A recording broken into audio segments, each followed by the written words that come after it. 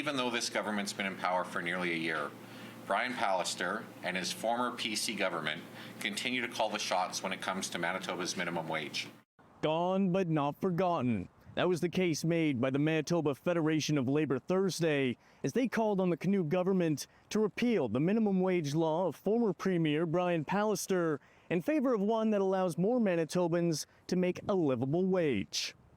It's time for a new approach for minimum wage in our province, one that makes sure that low-wage workers earn enough to cover groceries, rent, and other essential costs.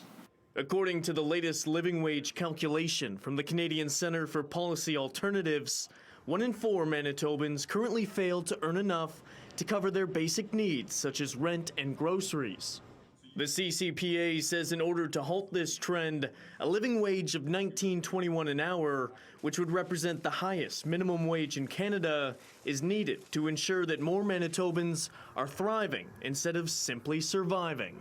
When we talk about affordability in this province, we need to talk about raising incomes for the workers who do essential work day in and day out.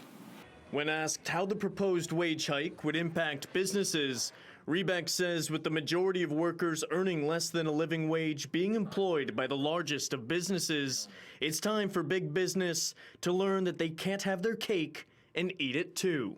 They can't say that we can't find workers and pay poverty-level wages. They need to live up to their obligation as being an employer, and in a country like Canada, there's no reason that people who work full-time should live in poverty. That has to change. Next week, the Manitoba government will implement a 50-cent raise to the province's minimum wage from $15.30 to $15.80 an hour, with Premier Kinew reiterating his party's commitment to raising more Manitobans above the poverty level. And every single deal that we've arrived at since we've been in government has delivered good wages and fair raises to working Manitobans.